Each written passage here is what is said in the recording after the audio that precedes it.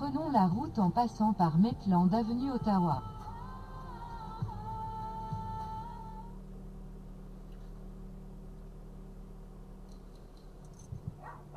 Yes, Rami, I am putting on new hiking boots.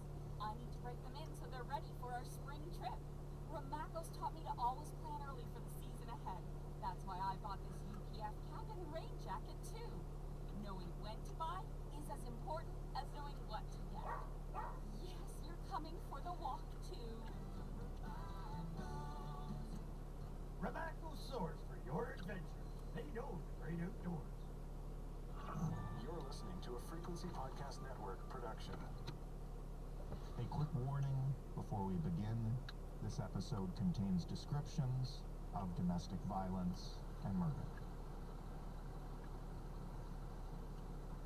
You probably know this story as the case that involves the Winnipeg landfill.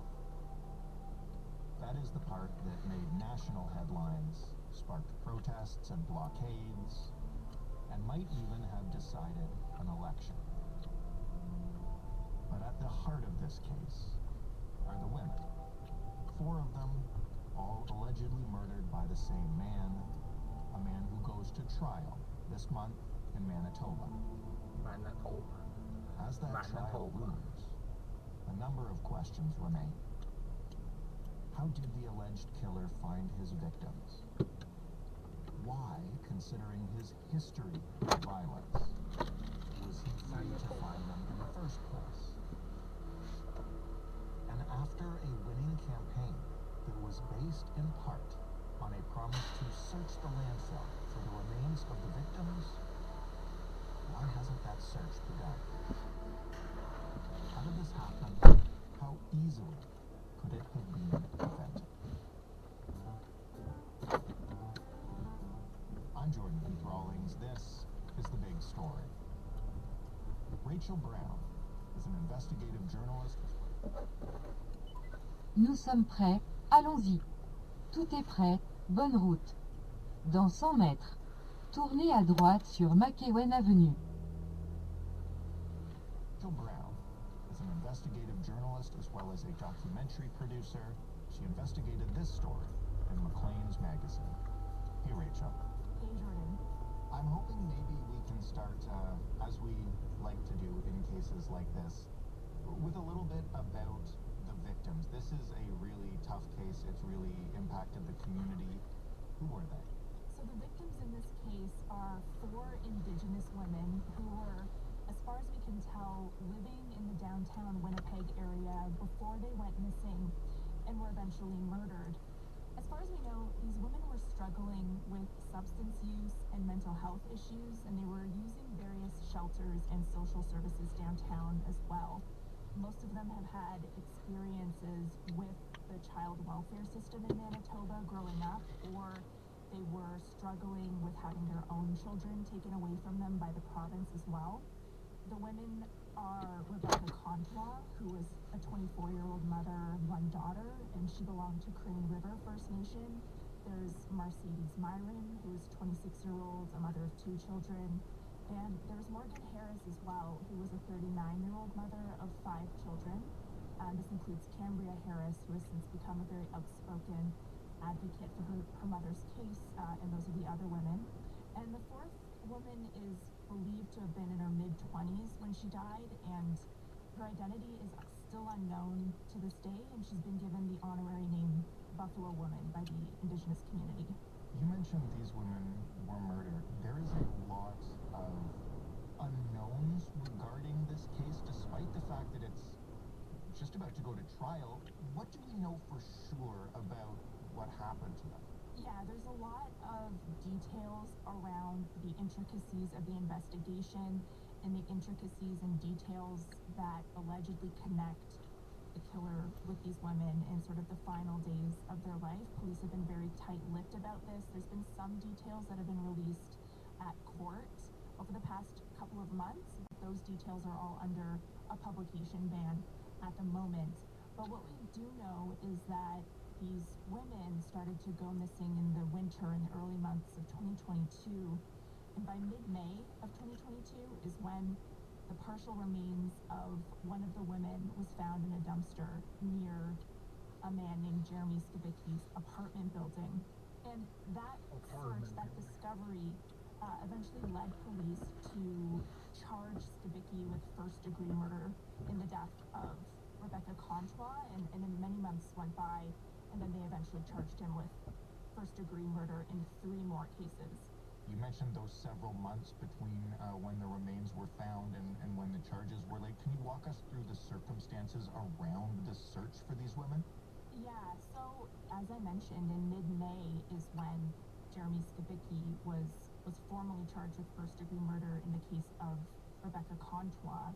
And police at the time, they were able to use evidence that was found in searching the garbage bins near his apartment, and other evidence was able to help them lay that first-degree murder charge. And they also connected those remains to the Brady landfill. They were able to find more remains there that connected to Rebecca Contois, and it's very likely because the remains were found in a dumpster that they said, okay, we need to search the landfill, and they did in that case. And so over the next few weeks into June is when that was all confirmed. And again, at this time, police had said that they believed that there were more victims potentially, but they just hadn't announced any further charges or potential missing or murdered women at that point. So over the summer, this was unbeknownst to the public at the time, the police had suspected that the remains of Mercedes Myron and Morgan Harris were very likely in another landfill outside of Winnipeg called the Prairie Green landfill. Again, the families, the public had no idea that this was sort of a notion that was being explored by the police, and it wasn't until December of that year that police announced the charges in the murders of Mercedes Myron and Morgan Harris, informing the family, informing the public that charges had been laid in their cases, as well as Buffalo women. And that is when the family started to call for the search to be done. There hadn't been another search for the remains of those women, and so that's when the calls began for the police to search the Prairie Green landfill. We'll talk in a moment about the fight over that search, which really went all the way to the top of the ballot in a provincial election. Yeah. But first, you mentioned his arrest and the suspicion that there are more victims. Quickly, who is Jeremy Skibicki? What do we know about him? So, Jeremy Skibicki, at the time of his arrest, was 35 years old. He had been renting the apartment that I mentioned in the North Kildonan neighborhood, about 20 minutes or so by bus from downtown Winnipeg. And my reporting suggests that he was born and raised in Winnipeg. And after his arrest, acquaintances and people who kind of were in his orbit, in the years and months before his arrest, suggested that he was someone who presented as homeless, someone who frequented homeless shelters, people just kind of assumed that he was unhoused. 你看一下带月票了没有？ Tournez à droite sur McEwen Avenue. People just kind of assumed that he was unhoused, and he was also known Dans 100 mètres, tournez à gauche sur Richmond Road. 没有 Dans 啊？ 300 mètres, 啊， tournez à droite sur New Orchard Avenue. kind of hanging around these places and would sometimes offer women drugs and offer them a warm place to sleep or shower overnight. And so he kind of had that reputation a little bit in the lead up to his arrest. Friends and former girlfriends of his that I spoke to described him as very religious, like devoutly Christian, very hardcore Christian, and he also was apparently a self-described white supremacist as well. Tournez à droite sur New Orchard Avenue. Puis tournez à gauche sur Richmond Road. Also was apparently a self-described white supremacist as well. He espoused white supremacist ideology, posting Tournez à gauche sur Richmond Road. white supremacist ideology, posting about it on Facebook, and he also posted quite a bit about denying the existence of residential schools and denying the existence of the mass graves that had recently been discovered around some of these residential schools as well. This could take a long time, I know, because you've done such a thorough job here.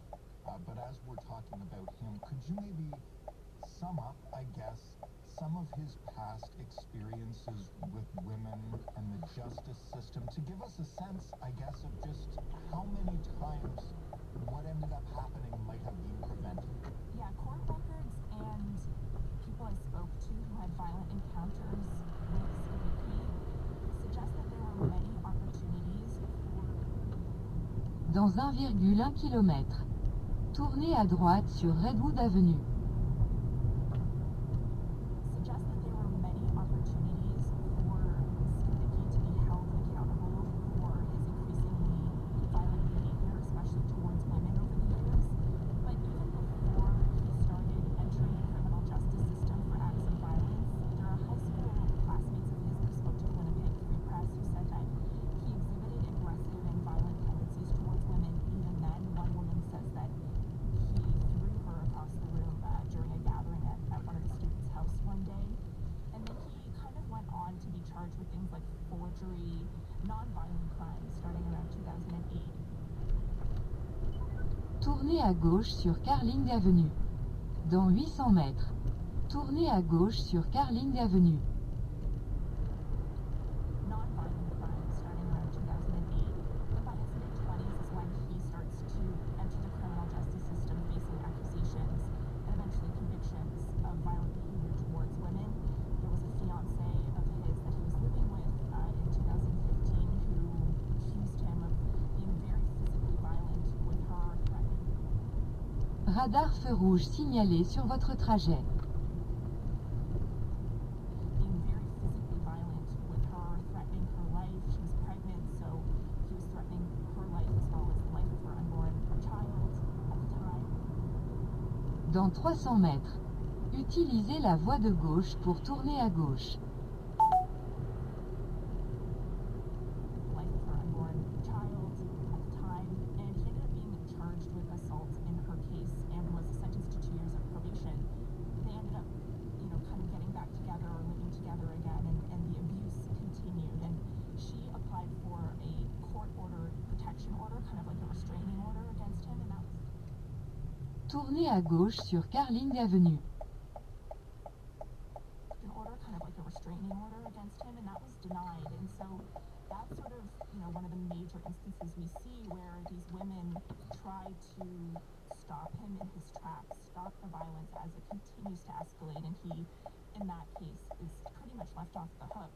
And in years after that, he was dating another woman, someone he met at the Siloam Mission, a shelter in downtown Winnipeg. They got married quite quickly, and their relationship quickly turned violent, physically violent, sexually violent. And like the woman a few years before, this woman who is now his wife also sought a protection order and also sought criminal charges against him. Dans 1,1 km, tournez à droite sur Maitland Avenue. Protection order and also sought criminal charges against him as well. Those criminal charges ended up being stayed because of issues associated with this woman's memory loss, which were ironically exacerbated, she says, due to the physical violence that he perpetrated against her. And then the protection order that she sought was put in place, but none of these things were enough to really stop Skibiki. This woman, in this case, even said she warned the court, if he is not stopped, he's going to go on to kill someone. What do police say, or what have they said about when this behavior moved from violence and aggression and drugs to murder? What we do know is just based on the timeline that is public. For years, Skibiki was accused or convicted of acts of violence against women with whom he was in relationships. And so we know 路上在打滑呢，所以他发出这声音。 become very physically violent and aggressive towards women, and then he ends up being charged with murder in May of 2022, just a few months after he was acquitted of those assault charges that his former 右面这辆车太老了， against him. 已经开不动了。原来的时候这辆车可贵了，但是它太老了，已经都20年、25年的样子，所以开不动了。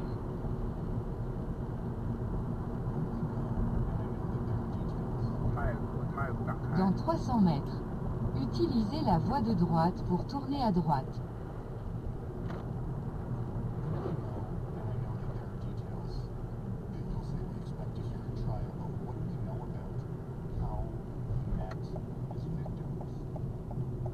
Tournez à droite sur Maitland Avenue.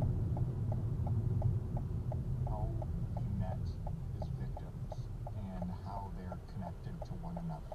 Again, yeah, like you said, we just don't know too much about this, and there's not a lot that can be publicly said at this point, but I think we can surmise that because Skibicki was frequenting these homeless shelters and other social services downtown Winnipeg, and these women, the victims, also were known to go to these social services as well.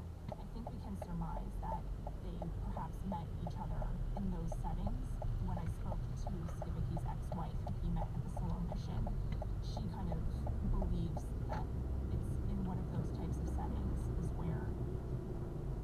Dans 4,4 km, tournez à gauche sur Viewmont Drive.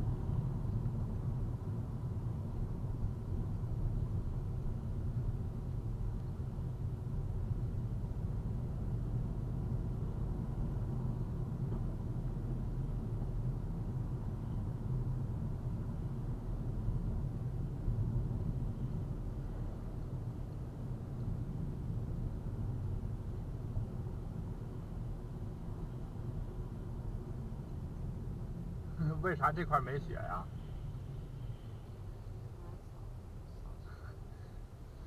错了，因为那块是个楼，它距离那个 high rise building 太近了，那个雪是这么着吹过来的，所以这块路上都没雪。它铲雪不可能就铲这么一块吧？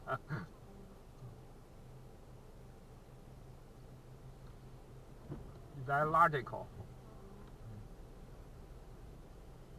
那个楼很高很高。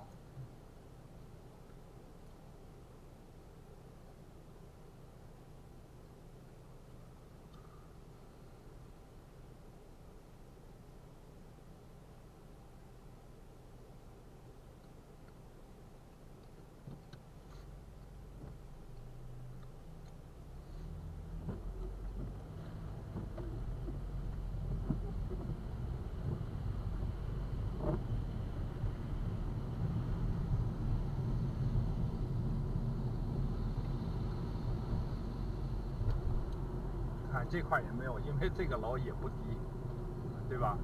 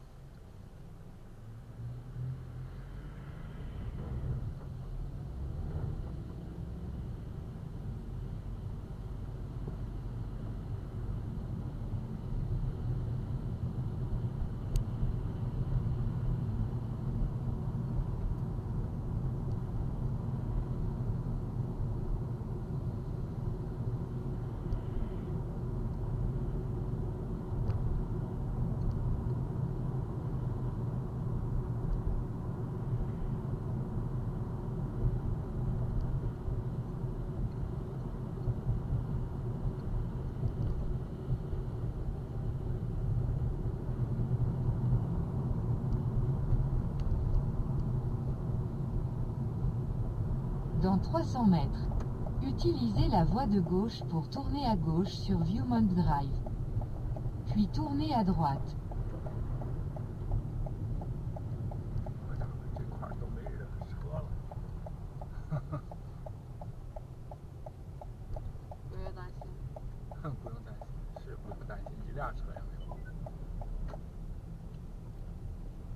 哎呦，没有。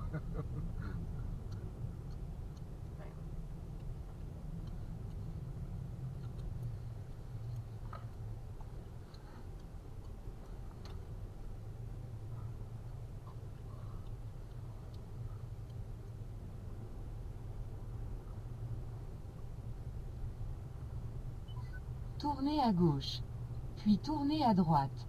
Tournez à droite, puis tournez à droite.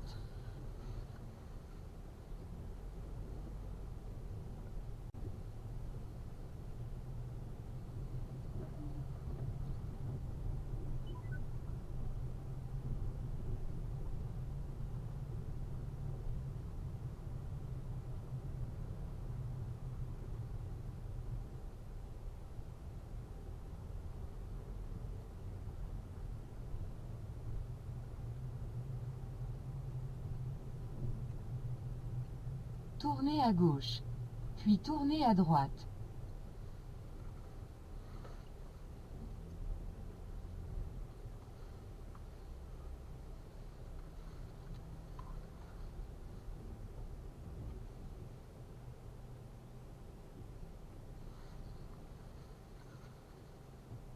印儿都看不见了。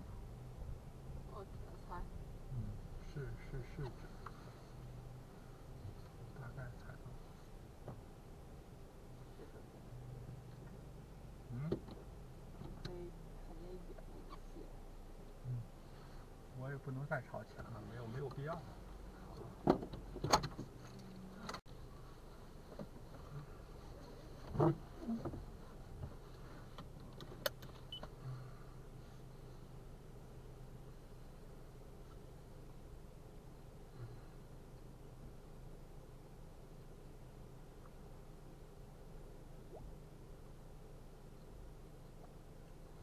Dans 2,3 km.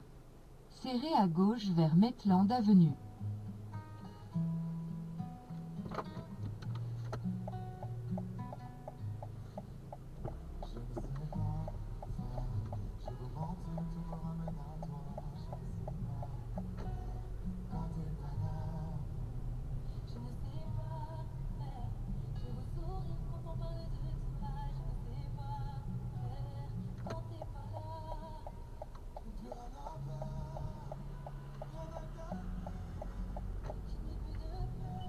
Tournez à droite, puis tournez à droite.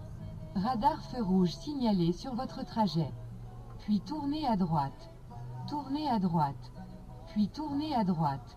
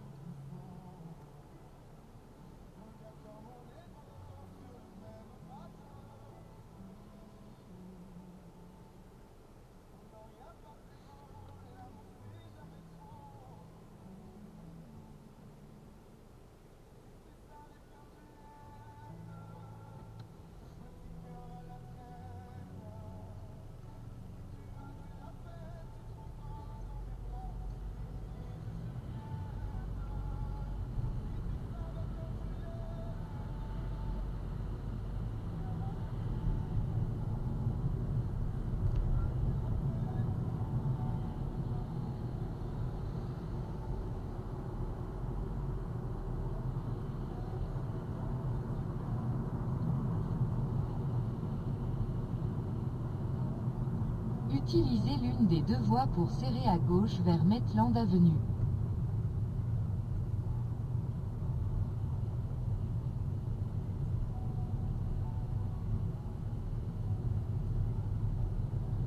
Dans 2 km, tournez à gauche sur Carling Avenue.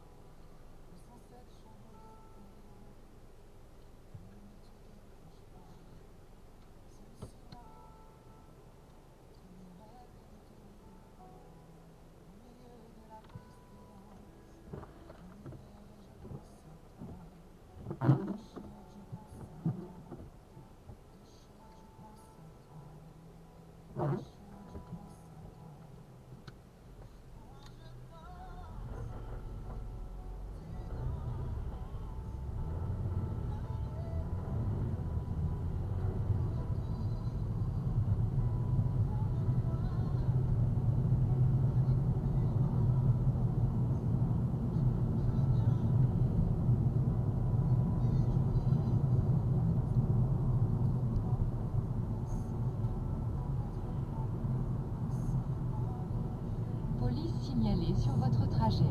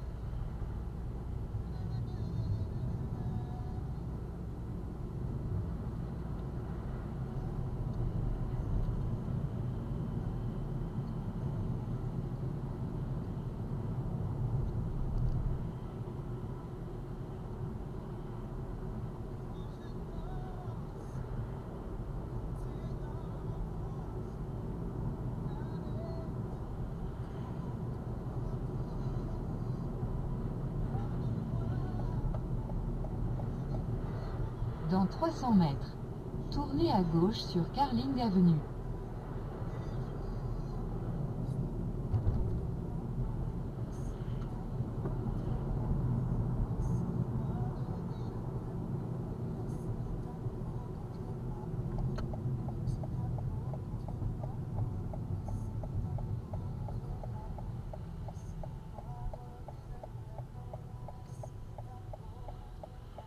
Tournez à gauche sur Carling Avenue.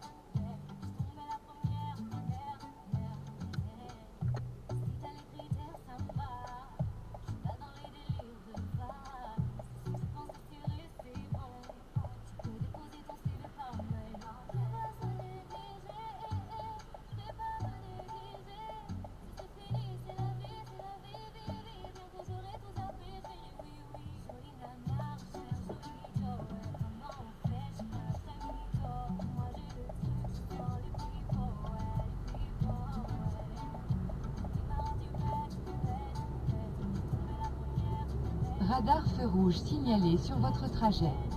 Dans 1,1 km. Utilisez la voie de droite pour tourner à droite sur Woodruff Avenue.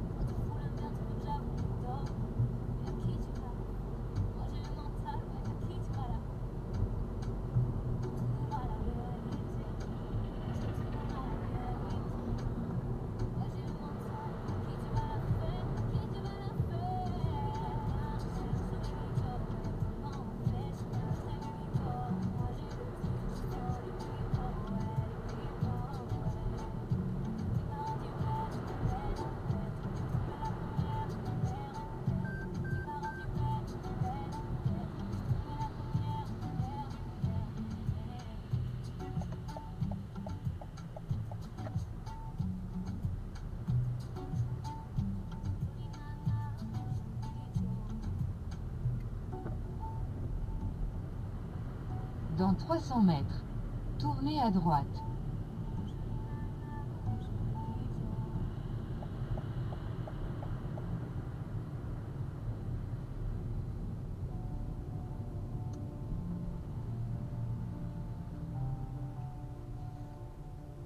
Zone de contrôle signalée sur votre trajet.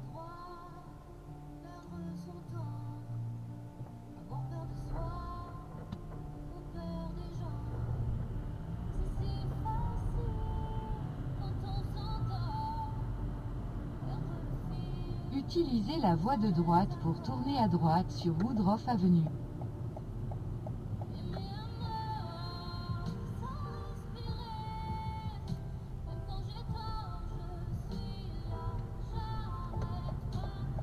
Dans 800 mètres, tournez à gauche sur Richmond Road.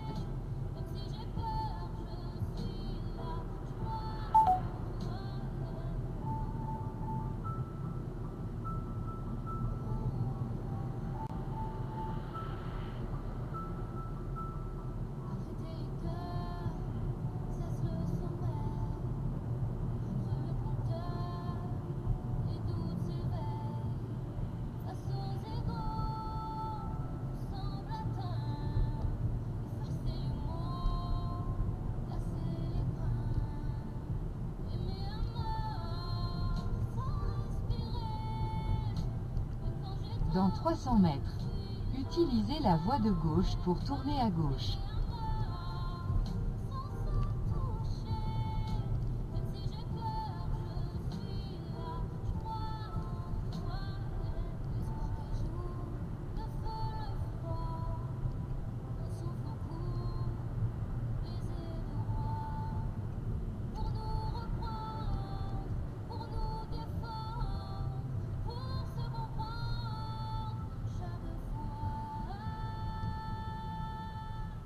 Tournez à gauche sur Richmond Road.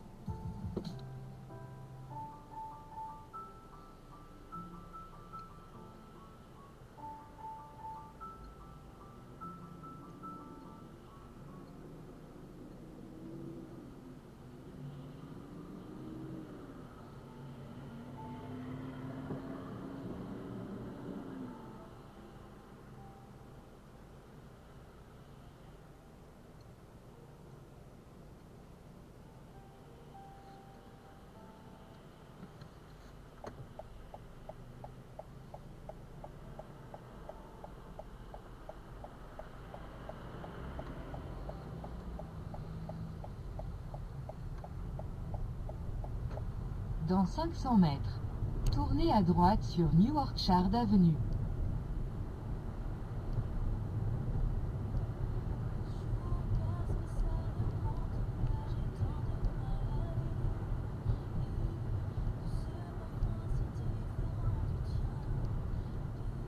Dans 300 mètres, tournez à droite, puis tournez à gauche.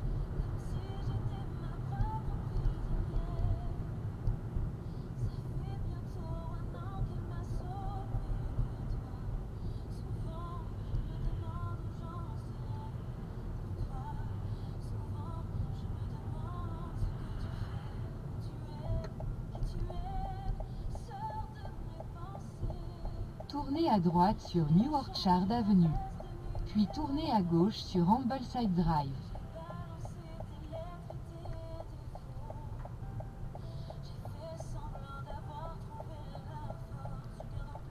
Tournez à gauche sur Ambleside Drive.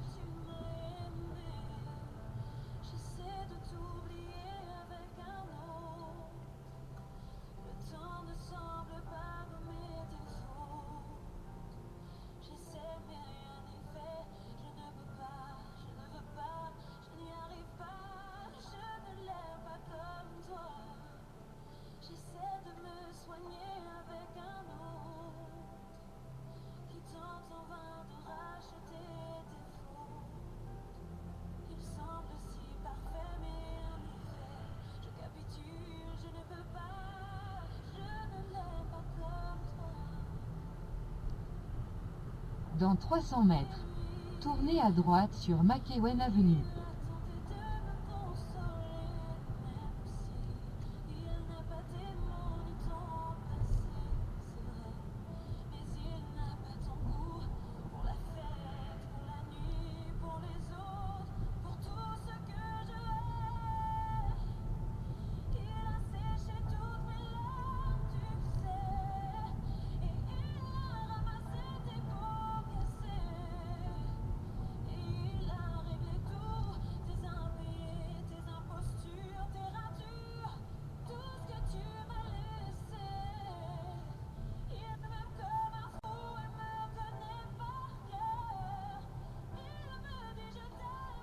Tournez à droite sur McEwen Avenue.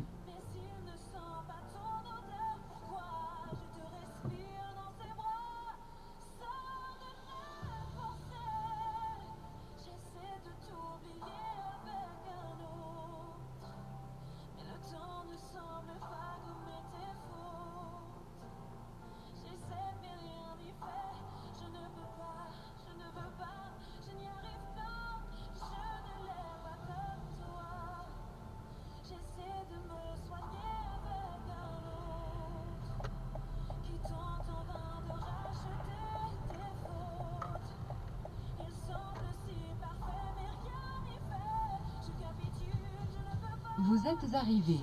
La destination est sur votre droite.